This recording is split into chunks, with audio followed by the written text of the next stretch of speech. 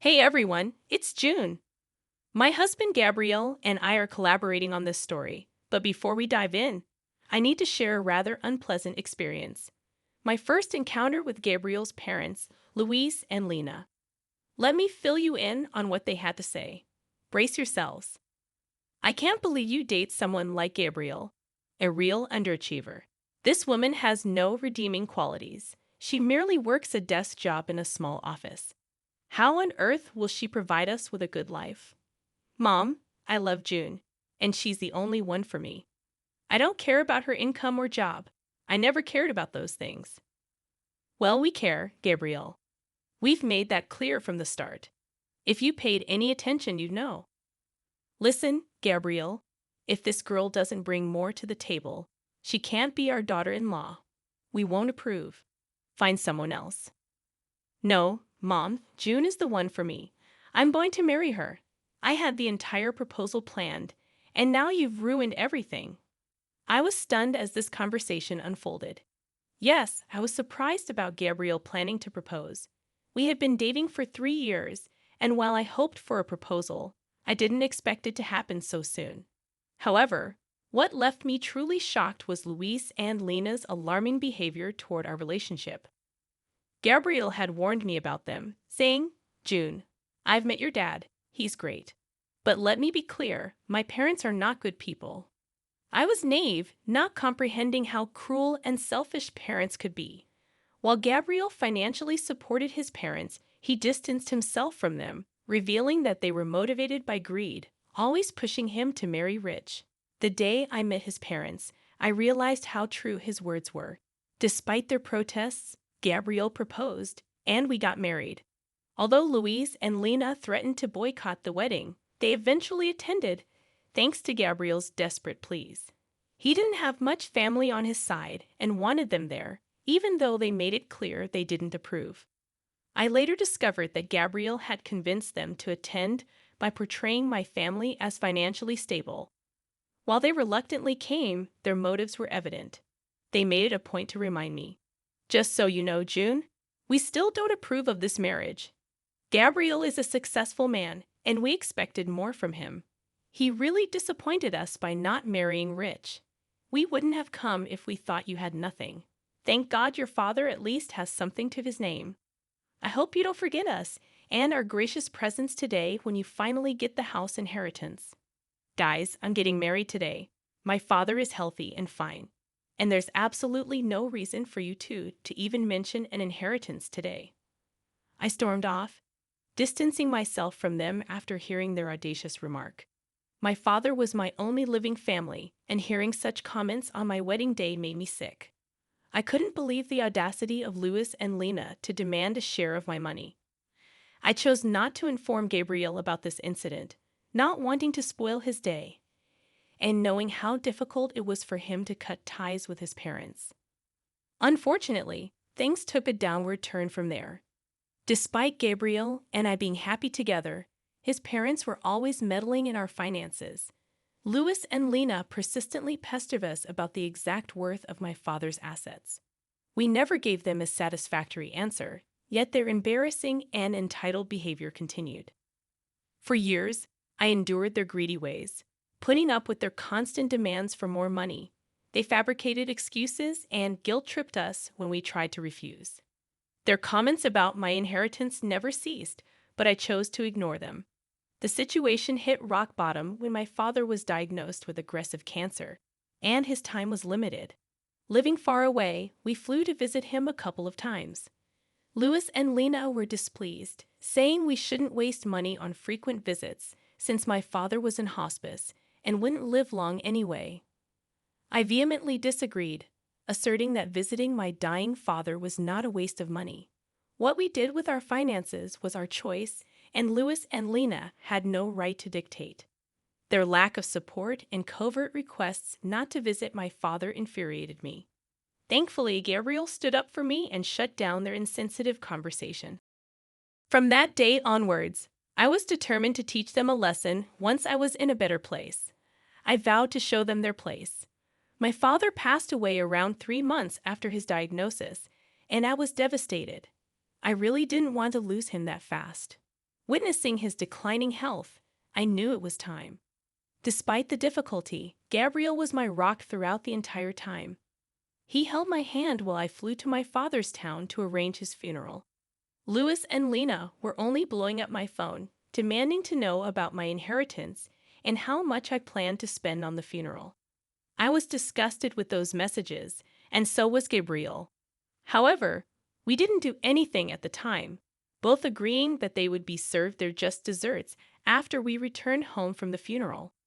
As predicted, Louise and Lena showed up as soon as Gabriel and I returned home. After entering the house, they started to hound us with questions. So the funeral is finally over. God, I've been dying to know what you got in the inheritance. Your father must have left you the house. What are you even talking about, Lena? How does my inheritance concern you in any way? I just came back from my father's funeral, and this is what you ask. Oh, please, June, don't be such a spoiled sport. Ever since Gabriel married you, we've been wondering why he did it. I mean, you don't have a great job, and neither are you beautiful. What did he ever see in you? Me and Louis guessed that it must be because of money. Mom, what is wrong with you? How can you even insult me and my wife like that? We married each other for love. I have told you this countless times. At least have the decency not to bring it up today.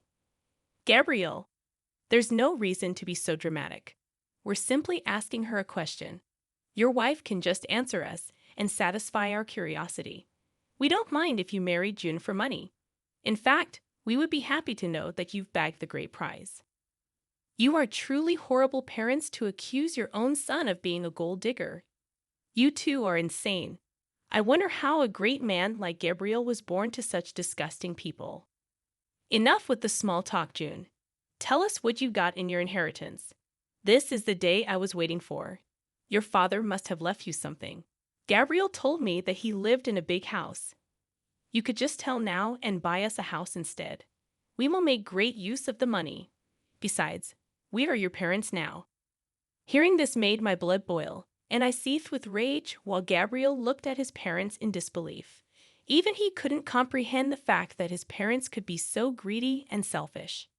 My father wasn't even dead for a month, and they were already planning to spend my inheritance on themselves. Hell, they even started to call themselves my new parents. At that point, I knew I had to do something. For years, I had put up with them for Gabriel's sake. But today was the day for a change. I wanted to show Gabriel just how bad his parents were, I said. Actually, my dad didn't have the house in his name when he died. I'm sorry to tell you that he did own that house for a long time, but he had to let it go for reasons. What? So you're telling us that your father didn't even own his house anymore? No, like I said, he owned it a long time ago. He had to let go of the house very recently, so no, I did not get the house or any inheritance, as they say. Oh my God, so your father was a poor man after all. I knew you were too cheap to be wealthy. Your father couldn't even keep his house till the end. That poor man died with no house under his name. Leave our son, as you're good for nothing. Mom, our marriage isn't over just because she didn't get an inheritance.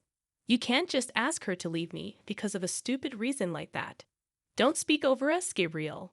We won't allow you to continue this marriage anymore.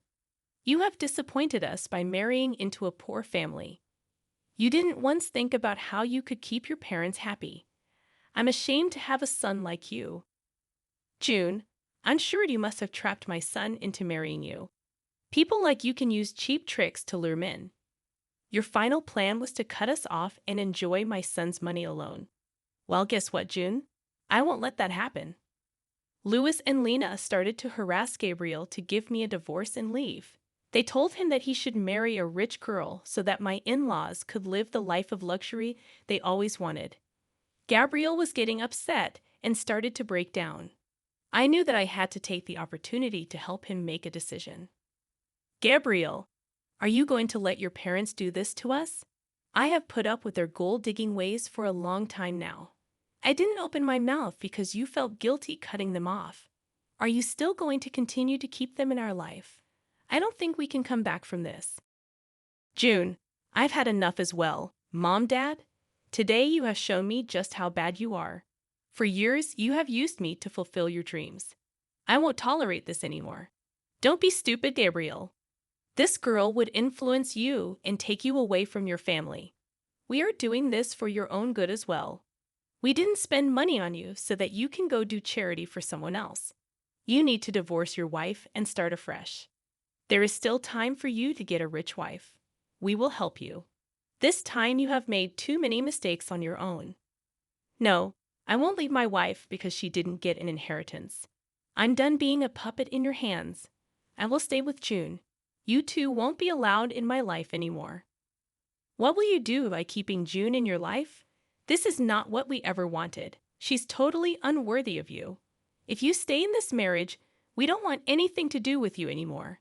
We won't help you when she robs you and leaves you destitute.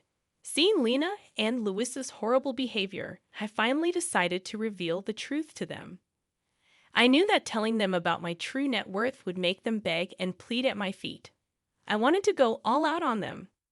I wanted Gabriel not to regret his decision in any way, so I said, "There will be no need for that, guys. I don't need to rob Gabriel and take his money.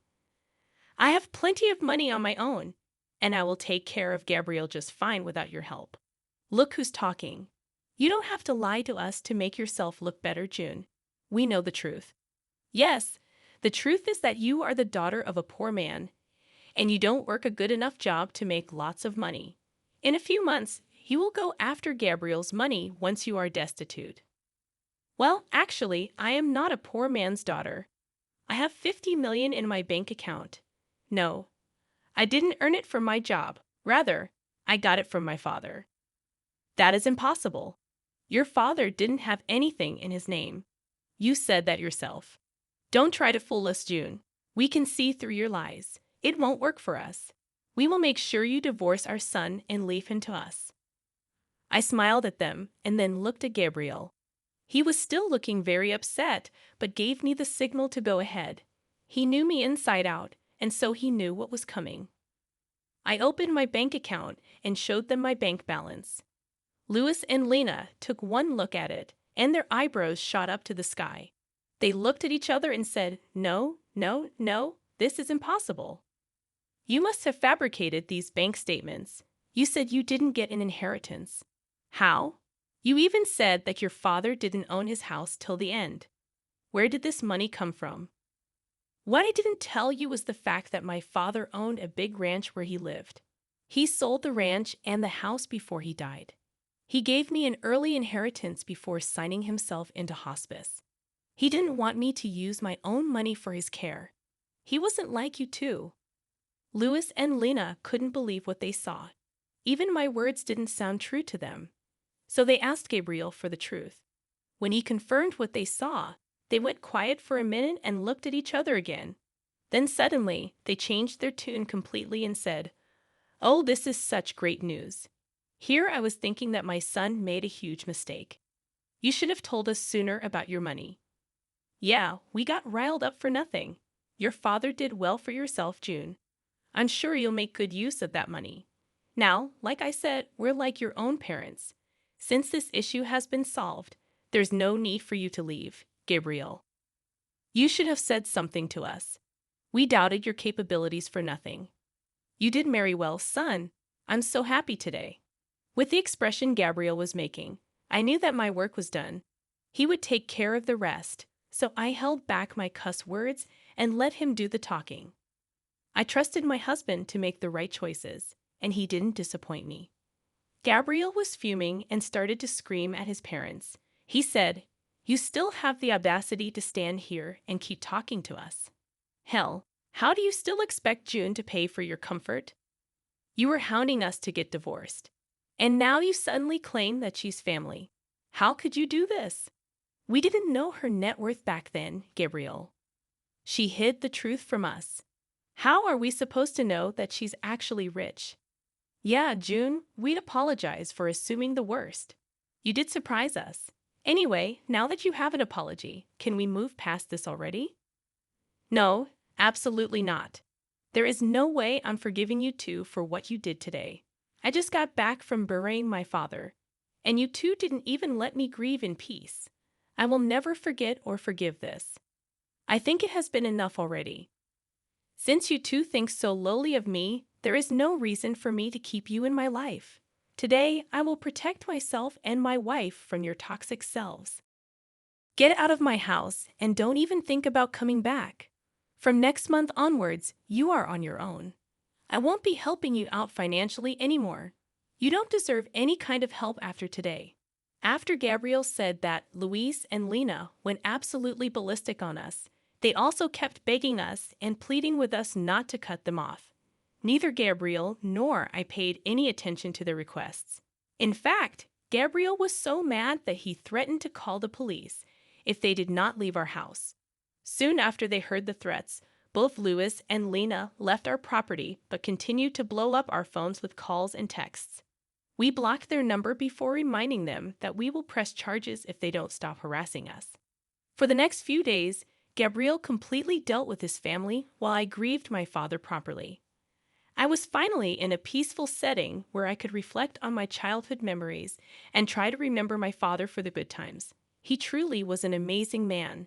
As soon as he understood that I didn't want to move back south, he sold his property so that I didn't have to worry about it. He didn't even want me to spend money on his medical bills, so he used some of the sale money to pay for hospice. He was truly a great parent, and I still miss him a lot. On the other hand, Gabriel was also grieving the loss of his family, but for other reasons. Yes, he was finally freed from his toxic family, but some people were guilting him about abandoning them. Those people did stop hounding him when Gabriel told them the full story. Now, everyone who knows Louis and Lena is disgusted with them. The duo still tried to contact us even after we blocked their numbers and changed our locks. We are contemplating taking out restraining orders if they don't stop soon.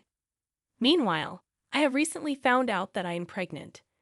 I'm sad that my father couldn't be a part of my child's life, but me and Gabriel are really enjoying this surprise and preparing ourselves to have a little bundle of joy in our arms soon.